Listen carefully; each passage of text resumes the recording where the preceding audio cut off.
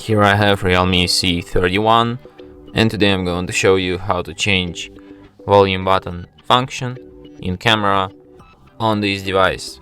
So firstly, let's open camera, tap on the gear icon to access its settings, and here you can select volume key function.